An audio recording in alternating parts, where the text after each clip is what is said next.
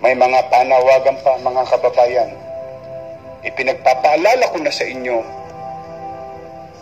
bilang ama ninyo, itong ama nyo ngayon sasalita sa inyo. Bilang ama ninyo, huwag po tayong pagagamit sa mga ilang panawagan dyan, ilang sisihan dyan, ng mga politiko, kapwa politiko. Huwag po. Walang maitutulong sa inyo ang mga politika ng politiko laban sa COVID-19. Ang kalaban, COVID-19. Ang mananalo lang sa mga away ng politiko ay kapwa politiko. Palitan man natin ang liderato, wala pa rin makapagbibigay ng takda at tamang solusyon sa ating kinakaharap.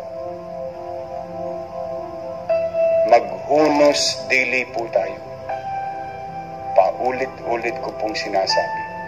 Si COVID-19.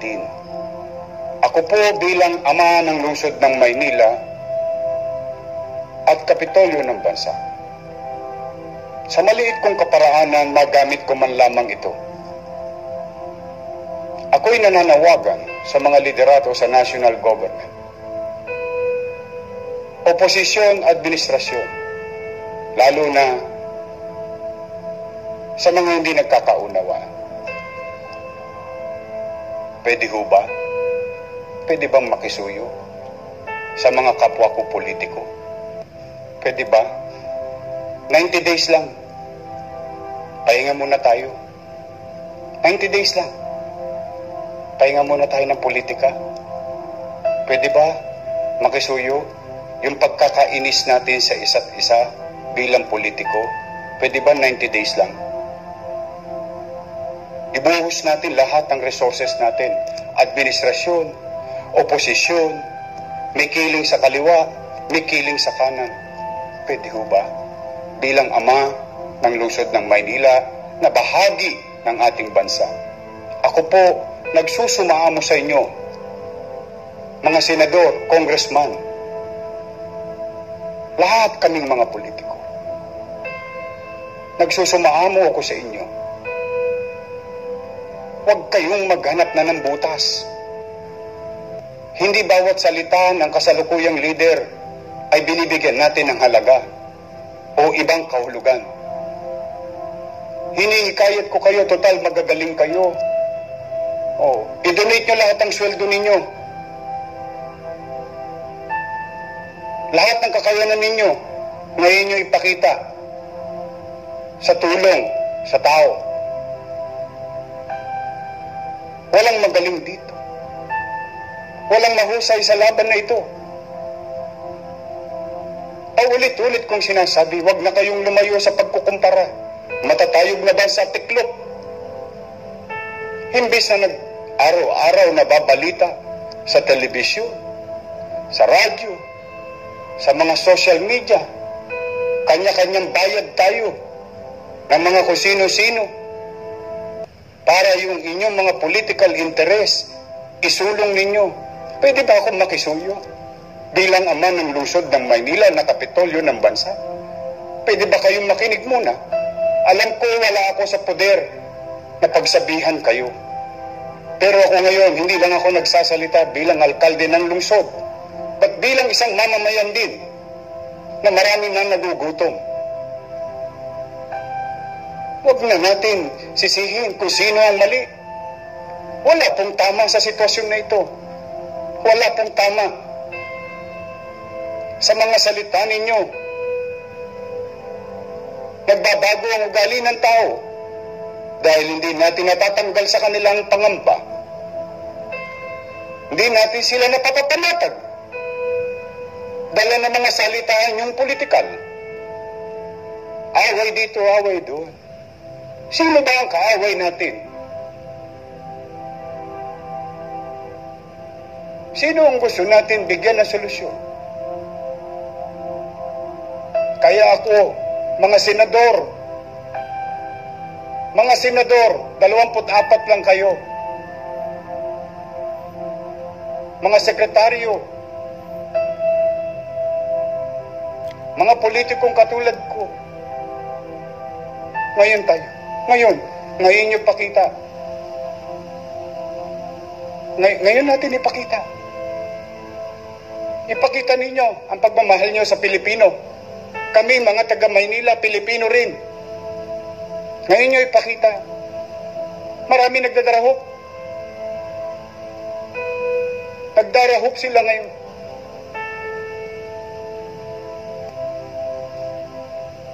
Maswerte kayo, mga pinagpala kayo.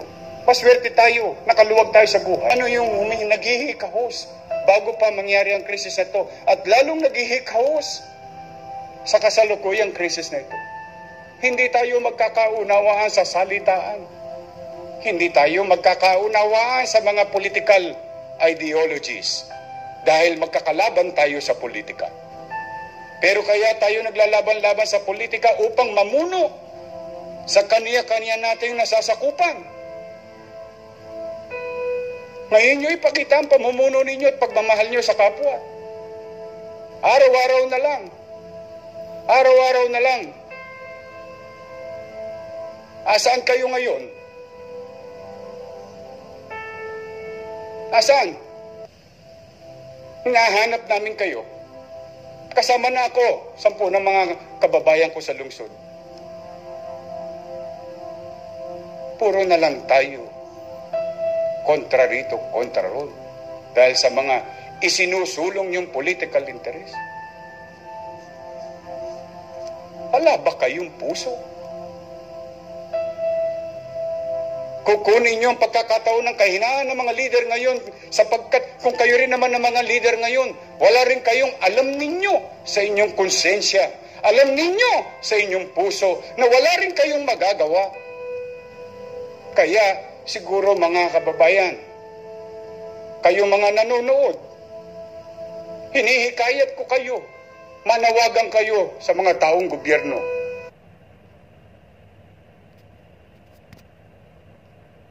Na itigil na ang away politika. Itigil natin. Once and for all. Once and for all. Ano ba ang 90 días? Napakadali. Ang halalan 2022 pa. May panahon ng politika. Kaya kayo sumali sa politika upang maglingkod sa bayan. Ngayon nyo ipakita. Ngayon, hinihikayat ko kayo bilang alkalde ng lungsod. Huwag kayong makapunta-punta rito pagdating ng halalan. Hihikayatin ang aming mga mamamayan ngayon. Hindi namin kayo matagpuan. Mas natatagpuan pa namin kayo sa mga dyaryo, sa mga telebisyon. Kuda ng kuda. Kiyaw-kiyaw ng kiyaw-kiyaw. Asan? Asan? Asan? Kaya po, buong kababaang loob. Mahirap po ang sitwasyon ng bansa. Mahirap ang sitwasyon ng Maynila.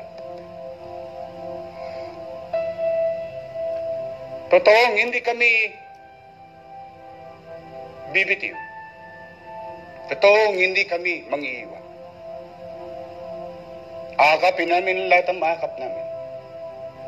Pero ngayon, nananawagan ako hindi lang bilang alkalde ng lungsod na kapitolyo ng bansa, but bilang Pilipino, bilang mamamayan, na damang-dama ko ang kahirapan na kinakarap ng tao ngayon. Ngayon nyo iparamdam sa mga artista. Tularan nyo si Angel Locsin. Andun, sa bahay niya, tumutulong sa tao. Hindi ito pagkakampi-kampi. Hindi ito pagkakaparti-partido. Nakapamuhay kayo ng marangya. Salamat sa Diyos. Masaya ako para sa inyo. Ngayon nyo ipakita rin. Ngayon nyo ipakita. Nananawagan ako sa lahat ng sektor. Mayaman, sikat, may kapangyarihan. Please. Please. Focus ourselves. Focus on our fight. ang kalaban natin, COVID-19. Ang kalaban natin, walang pinupuntiryang katatayuan ng tao sa lipunan. Magmuni-muni kayo. Umupo kayo sa isang tabi. Huwag natin usisain ng usisain ang mga plano ng pamahalaan. Hindi ito panahon ng pag-uusisa. Hindi ito panahon ng pagkukuda. Ito ang panahon sa mga halal ng bayan na maglingkod ng tapat sa panahon ng pangangailangan, hindi sa panahon lang ng kasiganahan. Hinihintay tayo ng tao.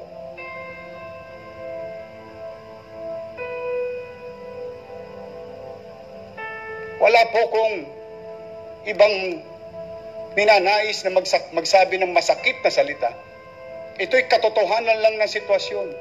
Baka lang masyado tayong nahihibang, nalilinlang, o baka naman masyado lang tayong nalilibang sa katatawanan ng ibang tao, sa kamalian ng ibang leader. Ano ngayon? Kung nagkamali ang ibang leader natin sa kanilang mga ginagamit na salita, pag naitama nyo ba yung ginagamit nilang salita, makatutulong ba yun sa COVID-19? Makatutulong ba yun sa sikmurang kumakalam ngayon? Wala! Ngayon po ninyo ipakita. Inihikayat ko kayo. Once and for all. Pula, dilaw, asul, puti, anuman ang kulay ng inyong politika. Tabi nyo muna. 90 days lang. 90 days lang. After that, let's go on to regular business politics. Or politics as usual. But for now, I implore you, hinihikayat ko kayo. Tulong-tulong naman tayo. Iwasan muna natin yung mga alaga nating manok. Kung sinong isasabong natin sa susunod na halalan. Hindi ito yun. Hindi ito yun. Hindi ito yung panahon. Ngayon yung pakita kung karapat dapat kayong mahalal sa pinakamataas na pwesto ng bansa o sa matataas na pwesto ng pamahalaan. Ngayon nyo ipakita. Hindi nyo kami madadala sa komersyal nyo. Ngayon nyo ipakita. Magkaisa tayo. Magtulong-tulong tayo. Magtulong-tulong tayo. Magbatikusan tayo pagdating ng kung saan nakaraos na tayo sa COVID-19, kung saan nairaos na natin ang taong bayan, kung saan nairaos na natin muli ang katatagan ng ating ekonomiya. Dapa na. Dapa na ang lahat. Wala nang aapakan. Tao na ang maapakan natin sa kalsada. Hindi na politiko. Tama na po. Tama na. Tama na ang away politika. Ceasefire. Please. Let us be all still. Once and for all. Let us all show, today who are living and leading, let's show to our hero that every lives, sa lahat ng buhay na nawala ng mga bayani natin, na siyang ating tinatamasang kasaganahan sa mga nagdaang panahon, kalayaan. Huwag natin baliwalain ang sakripisyo nilang lahat. Ngayon natin ipakita na tayo nga ay malayang bansa, may demokrasya, bagay na pinagmamalaki natin sa mundo.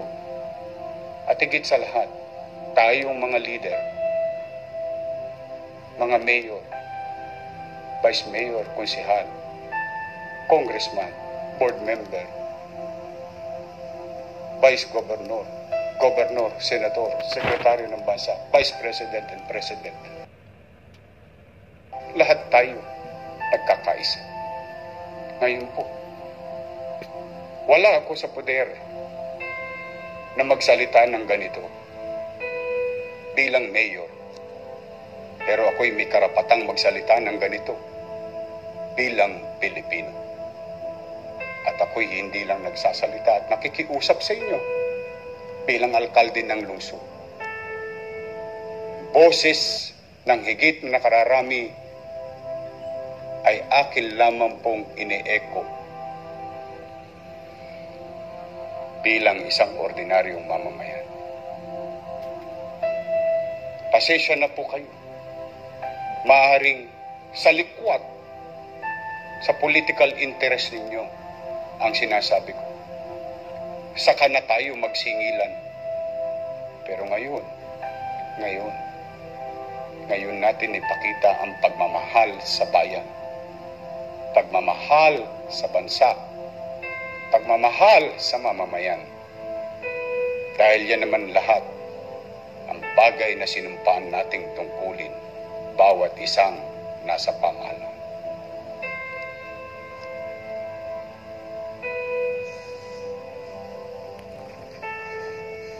Kung ako man may nasaktang damdamin ng mga politiko, pagpaumanin ninyo. Masakit mapakinggan ang katotohanan.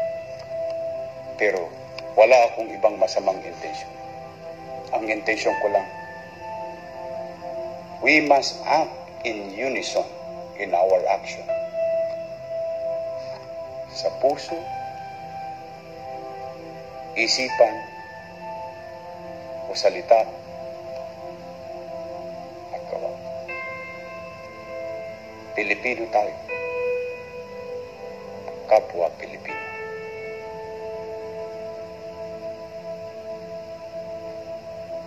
At ipanalangin ko kayo ngayong gabi.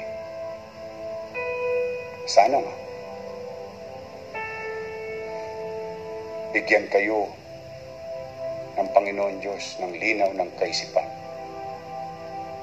at buksan ang inyong mga puso at na magkaroon ng espasyo dyan na maibalik sa inyo ang pagmamalasakit sa ating kapwa.